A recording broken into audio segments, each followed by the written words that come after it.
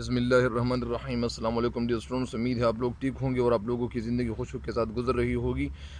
آج ایک نظم کی تشریح کے ساتھ اور تشریح کے حوالے سے حاضر ہوا ہوں، اور نظم کس کی ہے، کس کی لکھی ہوئی ہے؟ احمد ندیم قاسمی کی۔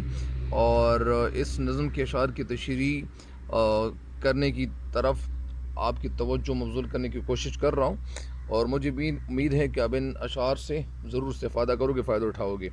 شعر کیا ہے یا اشعار کیا ہے؟ خدا کرے کہ میری ارض پاک پہ اترے وہ فصل گل جسے اندیشے زوال نہ ہو، یہاں جو پھول کھلے وہ کھلا رہیں برسوں، یہاں خزاں کو گزرنے کی بھی مجال نہ ہو، یہاں جو سبزہ اگے وہ ہمیشہ سبز رہے اور ایسا سبز کہ جس کی کوئی مثال نہ ہو، گھنی گھٹائیں یہاں بارشیں، گھنی گھٹائیں یہاں بارش ایسی برسائیں کہ پتھروں سے بھی رویدگی محال نہ ہو۔ یہ پہلا شعر کیا ہے؟ پہلا شعر خدا کرے کہ میری ارض پاک پہ اترے۔ ارض پاک، پاک زمین، فصل گل موسم بہار یا پھولوں کا موسم، اندیشہ کے معنی ڈر، خوف، خطرہ، زوال یعنی زوال کا خطرہ نہ ہو۔ اس شعر میں شاعر احمد ندیم قاسمی وطن سے سرشار، وہ وطن کی اس محبت سے سرشار ہو کر اللہ تعالیٰ سے دعا مانگ کر کہہ رہے ہیں کہ میرے پیارے وطن پاکستان میں ایسے پھول، یا کہ میرے پیارے وطن پاکستان میں اللہ تعالیٰ خوشحالی اور ترقی کی ایسی بہار لائیں جو کبھی ختم نہ ہو، یعنی ہمارا ملک ہمیشہ سرسبز و شاداب رہے اور ترقی کی منزلیں طے کرتا رہے۔ اس کا ایک مطلب تو یہ ہے۔ دوسرا مطلب میں آپ کو یہ بتا دوں کہ اے اللہ تعالیٰ، میرے اس ملک پیارے پاکستان کو تو ایسی ترقی کی طرف گامزن کر، ایسی ترقی کی طرف تو اس کو گامزن کر کہ وہ ترقی کبھی مان نہ پڑ جائے، کبھی ختم نہ ہونے پائے، تو ایسی ترقی ہو۔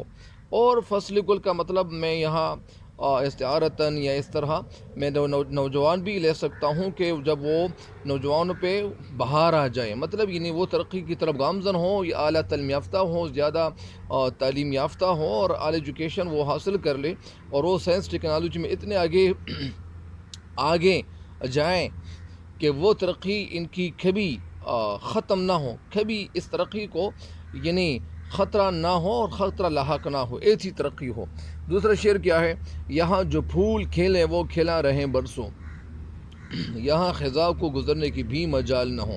یہاں جو پھول کھلے یعنی یہاں جو پودے اگ آئے وہ کھلا رہیں برسوں، یعنی وہ کھلا رہیں یعنی خوش رہیں، مطلب تازہ دم رہے۔ برسوں یعنی سال ہا سال، کئی سالوں یعنی سالوں، یہاں خزاں کو گزرنے کی بھی مجال نہ ہو۔ خزاں کا موسم یعنی وہ پتجھڑ کا موسم اس کو بھی کہتے ہیں، اور یہ ایسا موسم کہ جس میں وہ جو پتے، یعنی خزاں کا موسم بہار کے موسم کا الٹ ہے۔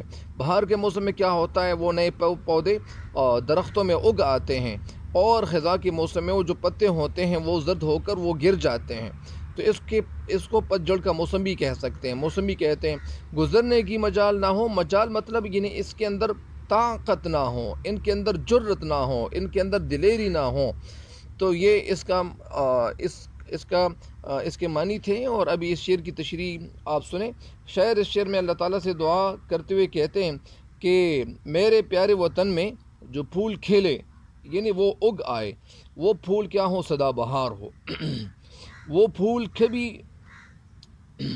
نہ مرجھائیں، یعنی وہ مرجھانے کی حالت سے وہ نہ گزرے، اور خزاں کی موسم وہ جرت نہ کریں، اسے جرت نہ ہو، اور جرت کیوں نہ ہو؟ تاکہ وہ اسے نقصان پہنچائیں، یعنی اس کے اندر نقصان پہنچانے کا کبھی یعنی وہ اس کے اندر جرت نہ پیدا نہ ہو۔ اور پھر کیا کہتے ہیں؟ یعنی وطن کی جو ترقی ہے، اور یہ جو اس کا مطلب کیا ہے؟ اس کا مطلب یہ ہے کہ وطن کی تعمیر و ترقی کا سفر جاری و ساری رہے، اور دنیا کی کوئی طاقت میرے وطن کو نقصان پہنچانے کا سوچ بھی نہ سکے۔ یعنی اس کا ایک مطلب تو یہ ہے کہ اے اللہ تعالیٰ، میرے اس ملک میں ایسے پھول تو کھلا، ایسے پھول اگا کہ وہ پھول ہمیشہ برسوں یعنی وہ سبز رہیں، خوش رہیں، اور اس کی خوشی کبھی ختم نہ ہو۔ یہاں خزاں کو گزرنے کی بھی مجال نہ ہو، یعنی خزاں کا موسم، یعنی وہ اس کے اندر یہ جرت پیدا نہ ہو، طاقت پیدا نہ ہو، اور وہ اس کے اندر حوصلہ پیدا نہ ہو، وہ جرت کبھی نہ کرے۔ اس کا ایک مطلب تو یہ ہے۔ دوسرا مطلب جو میں آپ کو یہاں بتا رہا ہوں وہ مطلب یہ بھی ہم لے سکتے ہیں، یعنی ایک شعر کی تقریباً 14-15 مطالب تک وہ لوگ یعنی یا اس طرح وہ لے سکتے ہیں۔ یعنی اس کا دوسرا مطلب میں یہ لوں گا کہ اے اللہ تعالیٰ، یہاں پاکستان میں تو نوجوانوں کو تعلیم سے ایسے مزین کر، تعلیم سے تو یہاں کے نوجوانوں کو ایسے تو مزین کر، خوبصورت بنا، اور تعلیم سے تو ان بچوں کو، ان نوجوانوں کو تو ایسا مزین کر، اس زیور سے تو ایسا اس ملک کے نوجوانوں کو مزین کر، آراستہ و پیراستہ کر کہ یہاں خزاں کو گزرنے کی بھی مجال نہ ہو۔ یعنی یہاں جو دوسرا ملک ہے وہ یہاں کی ترقی کو یعنی نیلی آنکھ سے کبھی دیکھنے کی بھی جرت اس کے اندر، اس ملک کے اندر نہ ہو۔ یعنی یہاں جو ہمارا ملک ہے وہ یہ سائنس ٹیکنالوجی سے ایسا لیس ہو، ایسا بھرپور ہو، اور یہاں کوئی جو نوجوان ہو وہ صرف پب جی گیم کی طرف اور اس طرح فضول کاموں کی طرف وہ صرف اس کی توجہ نہ ہو، بلکہ یہ سائنس ٹیکنالوجی کی طرف ان کی توجہ ہو، بھرپور توجہ ہو، اور یہ کچھ کر گزرنے کا جذبہ اس کے اندر موجود ہو، ان نوجوانوں کے اندر موجود ہو، اور یہ کچھ کر گزرنے کا جذبہ ان کے اندر اس لیے موجود ہو کہ یہ کہتے ہیں کہ ہم اپنے ملک کی ترقی میں یعنی بھرپور حصہ لیں گے۔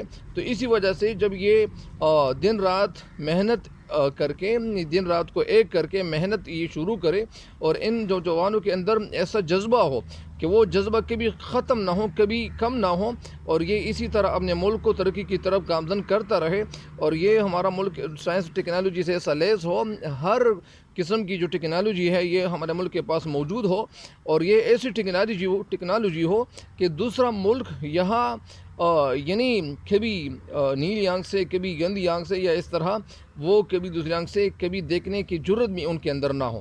یعنی یہ ہمارا ملک ایسا ترقی اور سائنس ٹیکنالوجی سے بھرپور ہو۔ تو اس کے دوسرے مطالب یہی ہے۔ تو اگلا شعر کیا ہے؟ اگلا شعر ہے، یہاں جو سبزہ اگے وہ ہمیشہ سبز رہے، اور ایسا سبز کی جس کی کوئی مثال نہ ہو۔